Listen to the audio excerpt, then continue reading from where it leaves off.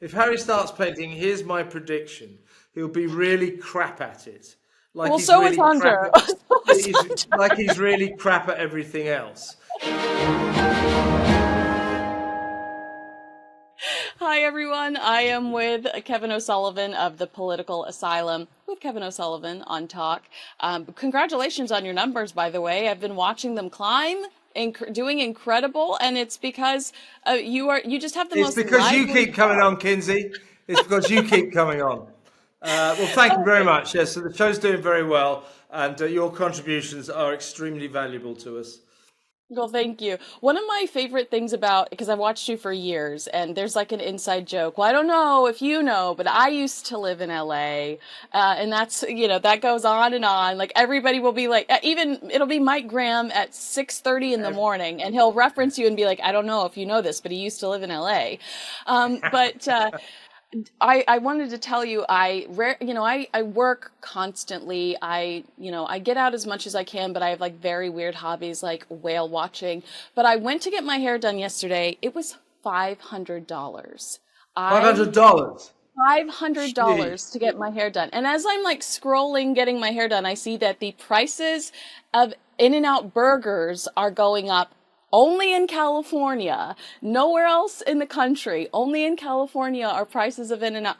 Are you feeling like you saw Hollywood during its glory days? You saw LA in its prime because what is happening over here? I'll tell you what. So I was there pretty much for all of the 1990s, and it, Wait, it, so did you see the OJ stuff in real life? Because it's I the was there. anniversary of Nicole's death. I was at the trial. Oh my I was there gosh! Wait, so tell me about that. yeah. Well, if the Johnny Cochran, OJ's lawyer, you remember the famous moment? If the glove don't fit, you You must must acquit. acquit. I saw that moment. And by the way, I reckon that OJ could have got that damn glove on. Did you watch it again? He's going, just sort of like making sure it doesn't quite go on. But yeah, I was there for that defining moment, and well, you'll remember as well. Who can ever forget that day when the Ford Bronco, was going down the freeway? All the crowds on all the bridges as it went down, the entire city transfixed, everything stopped. And then, of course, we realised it wasn't just us in LA. I'm getting notes from my friends in London. Are you watching this? You know, the whole world absolutely gripped by this extraordinary sight. And I covered that story very, very closely throughout. Really I quickly, met really quick. Kate Hudson recently revealed that Kurt Russell was also watching the car chase, the Bronco chase, got yeah. in his car, and you will see Kurt Russell in the background of the local news video standing outside of OJ's house because Kurt Russell, the movie Yeah. star, was so obsessed with this chase too that he got in his car, went over to OJ's house, and stood outside to see how everything it concluded. Isn't that wild? Well, I'm not surprised, and Kurt's reaction was mirrored by the reaction of the rest of us. I mean, you remember it. I mean, we were just absolutely fixated on what was going on. I mean, looking back on it, I mean, I've never seen anything like it before or since. And of course, subsequent to that, I had to go to the trial. So I was there for the acquit day or the glove don't fit day. I also I had to spend a lot of time in places like Idaho and Washington State, going to the hometowns of the LAPD detectives who investigated OJ Simpson, because of course Johnny Cochran's case, the defense lawyer's case, was based around these guys are racists. They've deliberately gone out to fit this guy up to make sure that he gets convicted. And although I'm not sure they did that, there was quite a lot of evidence that some of those LAPD officers, they weren't exactly well disposed towards people of colour. So I spent a lot of time in, shall we say, kind of backwater towns investigating LAPD coppers. Interesting times. Interesting times. I mean, what a bizarre, like that's a line on your resume. I'm sure every once in a while you forget about, Well, and then you I'll go, tell you a story that you like. There's a guy called Mark Fuhrman, right? He was the yeah. lead detective in the case. You remember? Now he came from a little town, if I remember rightly, it was called something like Edensville, and it was right in the middle of nowhere. So you had to go to Seattle and then drive for about 15 hours or something, no, but for a long time, about an hour and a half, into that, remember Twin Peaks, those big fir trees. You had to drive into this forest, and by the time you got there, Edenville was just like this little opening in a forever kind of conifer forest. And you got there, and let me tell you, they didn't like outsiders. And someone like me going, "Excuse me, do you know Mark Fuhrman, the LAP detective who's come now?" And, and this guy go, "Who the hell are you?" Anyway, I got a picture of him in his school play, Oh, and he had blackface on. no, he didn't. Did he He really? did. He did. So this guy said to me, he goes, "What do you think this might be worth?" I go, could be interesting. I'm thinking, $50. Christ. Anyway, that picture did very well. Mind you, for legal purposes, I'm not saying that Mark Fuhrman was a racist. No. Just because you did that in a school play doesn't make you a racist. But he was one of the But many it definitely LAPD helped officers. definitely helped the defense's case, if we're being Yeah, honest. well, it won them the case. Yeah, no, I agree. It was a completely different time. They talk about the dream team, and when you look just in your, I guess to support your point, they talk about the dream team. They put together a jury knowing that this was going to be their defense, and that jury ate it up and loved it, because Yeah. even years later people will say, well, he was guilty, but the jury was trying to prove a point about the LAPD. I mean, these are very prominent, outspoken people when it comes to like Mark Lamont Hill, who's a very liberal, outspoken commentator, will say, yeah, I mean, OJ was probably guilty, but the jury needed to prove a point about racism within the LAPD, and that they did their job. And it's like, well, we didn't. Well, Nobody watching at home got the memo. I mean, I've said, even when he was alive, I've said this, but I can certainly say it now that OJ is no longer with us. There is no doubt. I mean, I investigated this story for, day in, day out, probably for a year, but went all over America, and I knew people were involved. I knew, I knew a lot of the cops who were involved. There is no doubt, 100%. OJ Simpson is a double murderer. He killed those two people. No doubt whatsoever. Now, the fact that he became really convincing in his denials, ask any psychiatrist. If you lie to yourself enough, if you keep telling yourself the same lie, you come to believe it. You really do. And you become very convincing in that respect. That's what happened to OJ. But do not doubt for a single second that guy didn't do it. He killed his wife, and he killed Ron Goldman. Did you ever meet Ron's dad? Because he lived Fred, in the same town I did. yeah. Yeah, Oh, and he Fred, was yeah. wasn't he just a sweet man? I mean, didn't it He just was a crush student. I you? hesitate to say I met old Fred rather too many times, because every time he Oh, went to the court, he's always there and everything. yeah. And he was very vocal, and well, he should have been. And he bonded with us, or particularly people like me, because we just said, Fred, a terrible wrong has happened to your son. A terrible wrong. That guy did it, and he goes, I know. And I saw them cropping up the other day after OJ died. Still brimming with tears about this. Never forget this. It'll sort of be a bit boring now, but people like us, journalists, you cover murder. Oh, there's murders. On to the next murder. The victim of a murder isn't just the victim. It's their mum, their dad, their brother, their sister, and they live with it for the rest of their life. It's almost like a death sentence to them, and that's the seriousness of these stories. People like me in particular, we flip from one story to the next, with barely a thought, but for people involved in these stories, it's a life sentence. Absolutely. All right. So I rudely interrupted you when we went on a way Yeah, we distracted did. We went off on a tangent. tangent there, didn't we? Yeah. But what did you love about LA in the 90s? That it was everything that I thought it might be. I mean, we're on the tail end of, shall we say, the hedonistic 70s and the wild 80s, but there was enough of it still going on in the 90s for my wife and I to have rather a good time. And it was great fun. You know, you go to the restaurants and the clubs and you meet and you see these legendary famous people everywhere.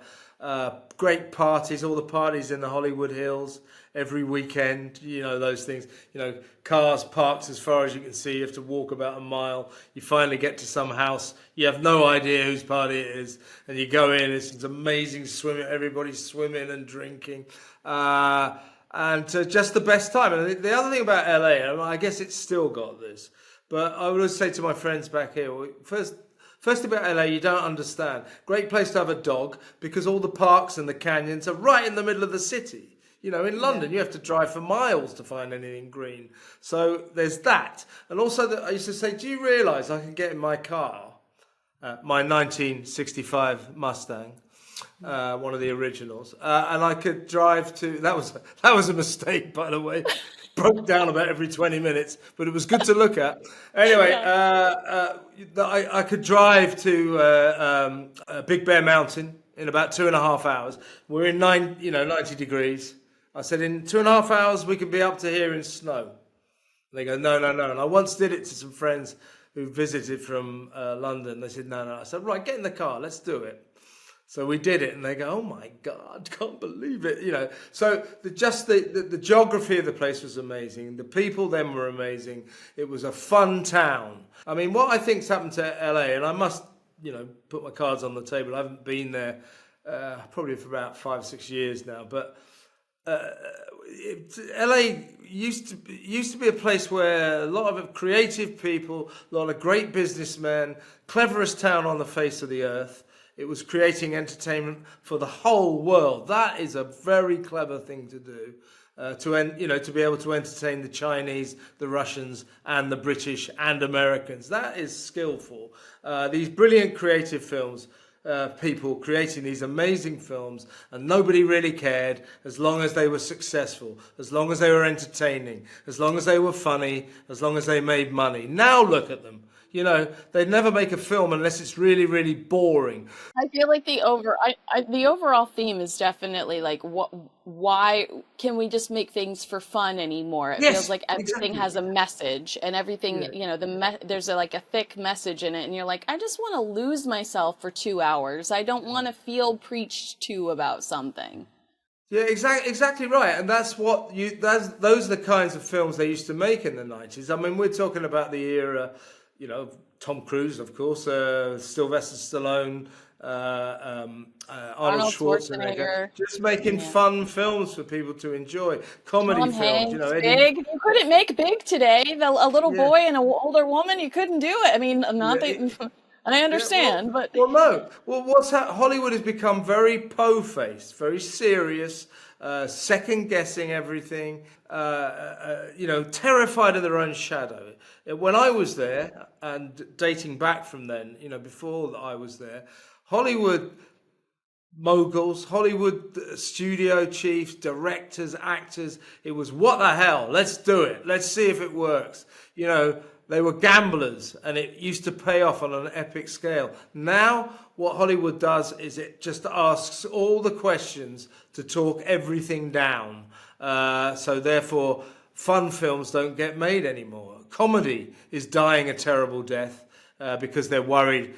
Most funny things aren't very PC and they aren't very woke, so therefore they don't get made.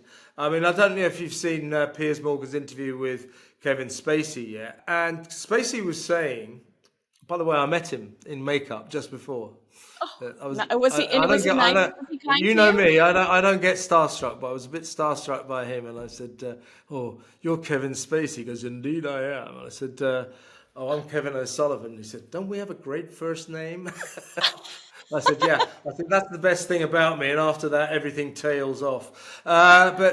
Anyway, he was saying, in terms of his comeback, the comeback he deserves, one of the greatest film actors of his generation, if not the greatest, double Oscar winner, now cancelled by po-faced Hollywood, which is terrified of him.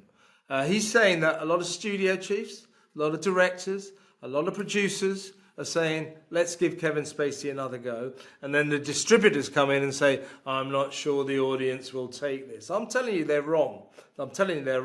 But Kevin Spacey was saying that Hollywood is now sort of dictated to by fear, by worry, by are we doing the right thing? Is this a serious film? Is this comedy offensive, etc., etc.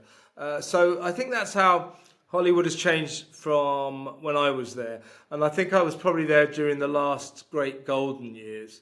And I guess the noughties were probably okay. But certainly since the COVID crisis, something's happened to Tinseltown, and it needs to get its act together again. Because apart from the fact they made great films that people loved all over the world, it was just a fun place to be. It's got the weather, it's got the geography, it's got the people. It just needs to regain its mojo. It's lost its mojo, in my view. Yeah, I saw on Threads, which is Instagram's Twitter account, basically their new Twitter, is a lot of people talking about how lonely they were, like a huge thread about all these people that live in LA and how lonely, what a lonely city it is. But we are seeing in masses people moving to Austin, Texas, those creatives you talked about, those entrepreneurs moving to Austin, Texas, moving to Nashville and Memphis, Tennessee, and totally changing the landscape there, because these are very conservative areas, and now there's all these liberal people that are just trying to escape the kind of chaos of what's become of Los Angeles, California. But yeah, I agree What with do they you. call Gavin Newsom, the governor of California? Yeah. They call him the U-Haul governor of California because Yes, he's they causing do. everyone to rent U-Haul trailers, put all their possessions in, and head for Texas or I mean, and Arizona. that is serious. You I cannot know. get, because I left temporarily to move to New Orleans to be a news anchor in New Orleans. I had to get my U-Haul from like Arizona because there were no U-Hauls available in California because Yeah. everybody was leaving California. Leaving. So yeah, so Yeah. that's absolutely true. That gruesome Newsom is what we call him, and yet Gruesome he Newsom. remains. Some people are saying, by the way, Kinsey, that he may be parachuted in still to be the Democrat candidate for president at the convention, the Democrat convention at the end of August. I don't see it. I think old Joe is locked in now, despite all his many problems. I can't see how they can let him do the TV debates. By the way, why are they letting him do the TV debates? He's going to get annihilated. But they can't let him do the TV debates and then subsequently say, oh, by the way, it's Gavin Newsom. So I'm not really buying that. But such is the level of distrust, worry about Joe Biden that desperate measures are being talked about. I mean, my God, Kinsey, your president, Well, he's not at the races. He isn't at the races. This is getting serious now, really Well, serious. I meet people from all over the world that, will say, "Oh, you're from Talk TV. I live in London," or whatever. I watch you on YouTube on Talk TV, and they're visiting here, and they'll say, "Do you know, what people say about your president?" And I'm like, "Yeah, I do." I don't know what you want me to say, but I do know what they say. They're usually, so they say it to me on TV, and I have to respond in some way. I don't want to keep you because I've already No, hit no, our time. carry on. I've got time. Don't worry. Okay, cool. I just wanted to Let's ask talk about you, Hunter, shall we? Talking to yeah, the Biden. What about Hunter? transition from Biden. We saw Hunter convicted of, Yeah, yeah. basically lying on his paperwork, saying he wasn't a drug Do you know what user. makes me laugh about it, right? Yeah. So yes, he lied about being addicted to crack cocaine when he bought a Cobra revolver, a gun, right, in Wilmington in Delaware, which is the Biden's hometown.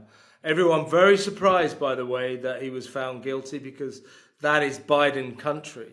People Yes. thought, well, a jury from Wilmington, Delaware will let Hunter off, but they didn't. But what makes me laugh is, so he fills the form in, and this is as if they said, well, he should have been honest about it. So you're trying to buy a gun, right? Are you addicted to crack cocaine or any other? Yes, I am. You're not going to get the damn gun then, are you? But that said, I think what was so damaging about that trial in terms of old Joe, was, the stories coming out of it, the prosecution saying this guy, Hunter Biden, he lived a life of non-stop debauchery, was smoking crack every 15 minutes.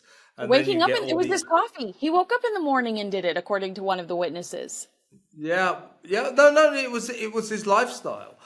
So that's really bad.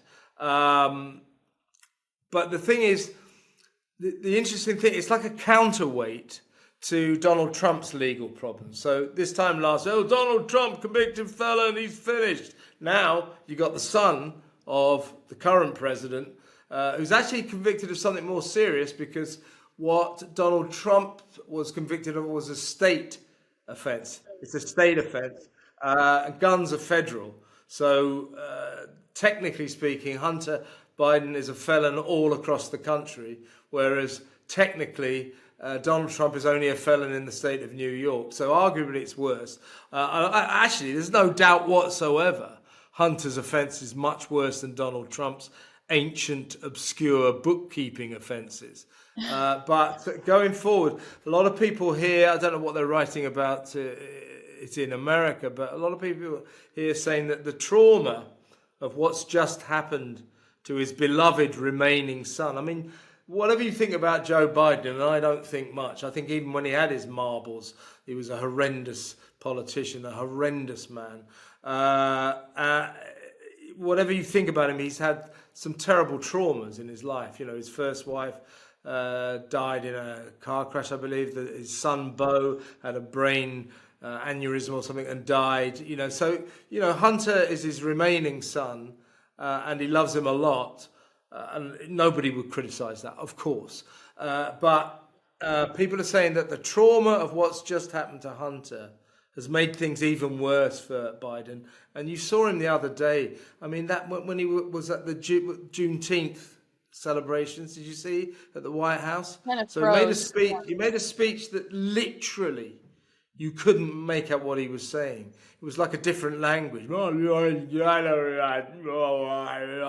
mean, you literally could not understand it. And then they're all dancing, and he's dancing next. They're listening to gospel music, and he's dancing next to. Well, he's not dancing. He's standing next to George Floyd's brother, and everybody's going like this. Kamala Harris just there, and people saying, but the president's not moving. He's like this.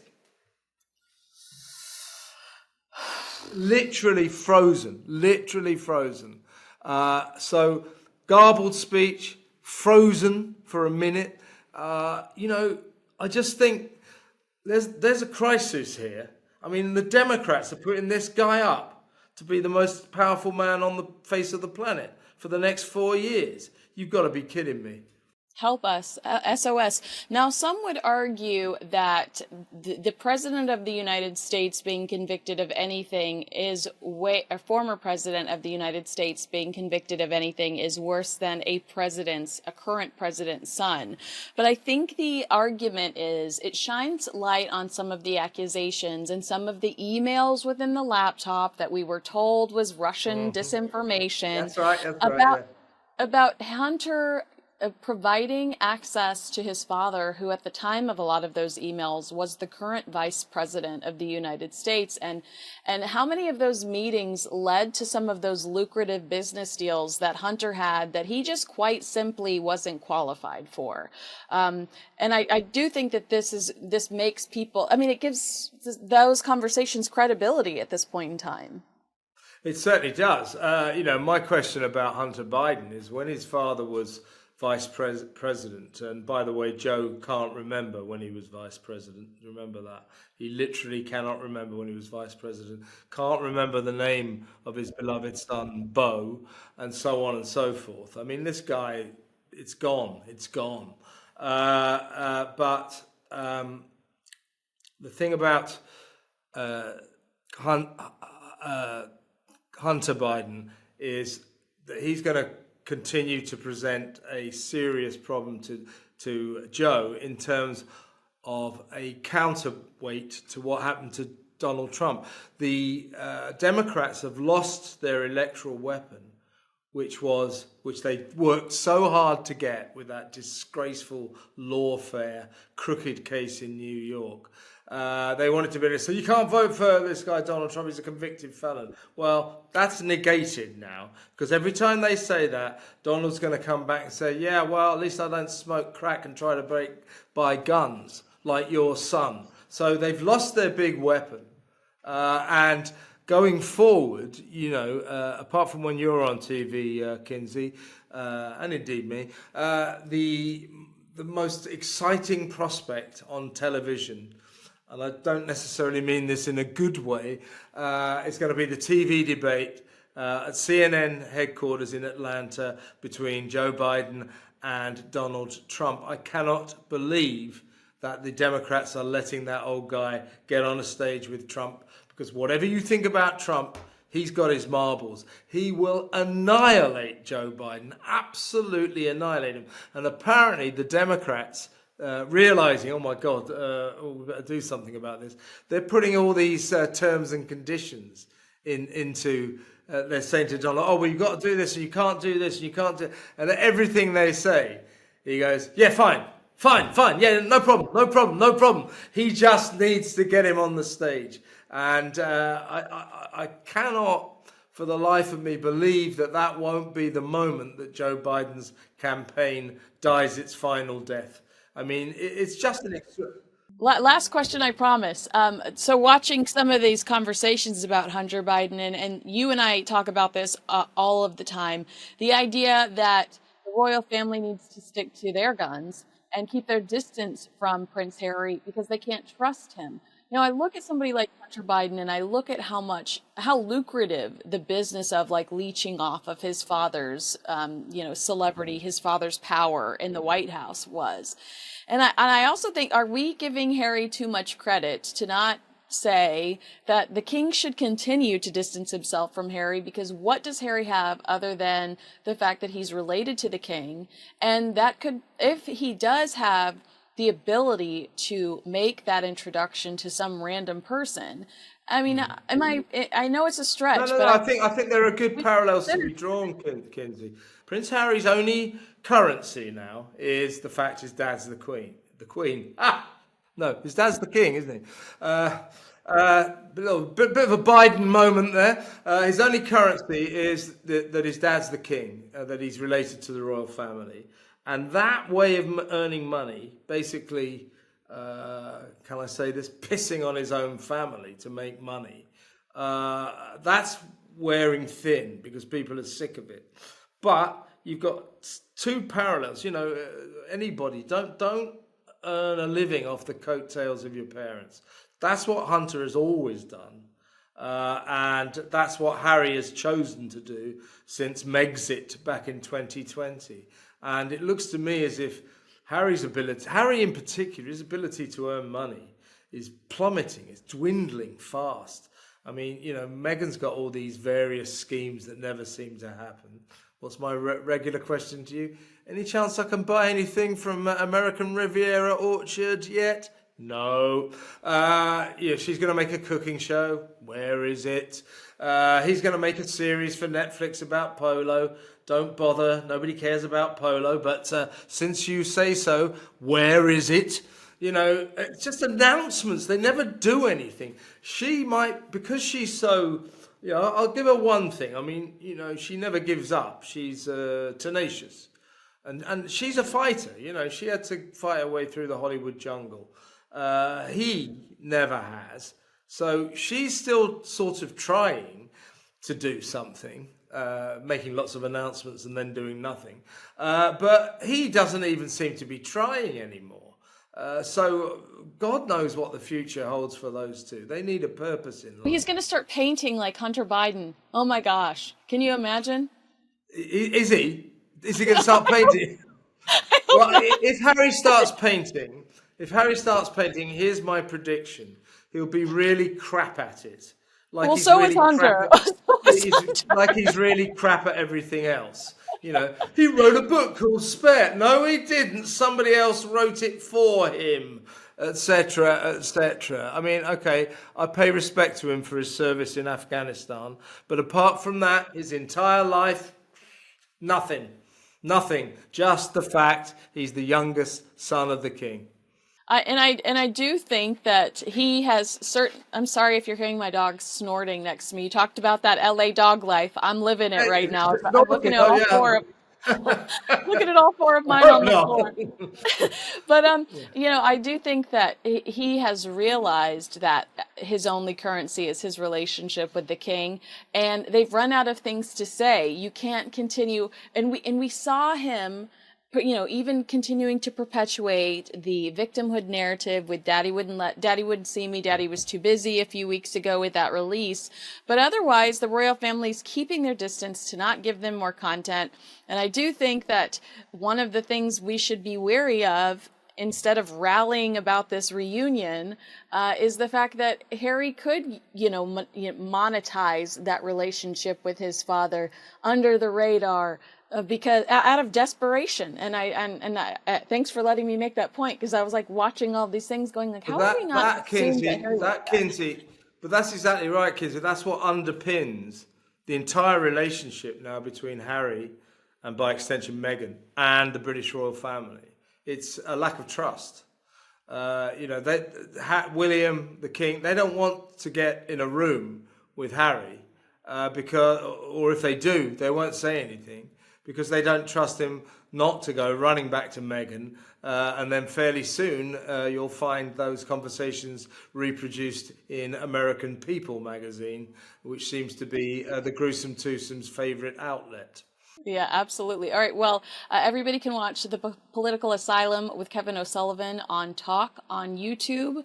If you're an American watching right here on YouTube, all you have to do is head over to Talk. And I look forward to seeing you. Oh, yeah. Can I also say to all you wonderful Americans, because a lot of you are watching, I've got this show called What Just Happened. It's a TV show. It's on YouTube. We film it every Friday, and we've got loads of Americans watch, literally thousands. So please join the party. You can find it on YouTube. Hope you don't mind me plugging my show, Kinsey. No, you are always welcome. I love it. Yeah, I watch that religiously as well, so I should have mentioned that. And you're on it next week, I do believe. I will be. Excellent. I will be on it. Excellent. All right. Well, thank you so much for your time today, and have a great show, because you're. Thank you very much, Kinsey. Always a pleasure.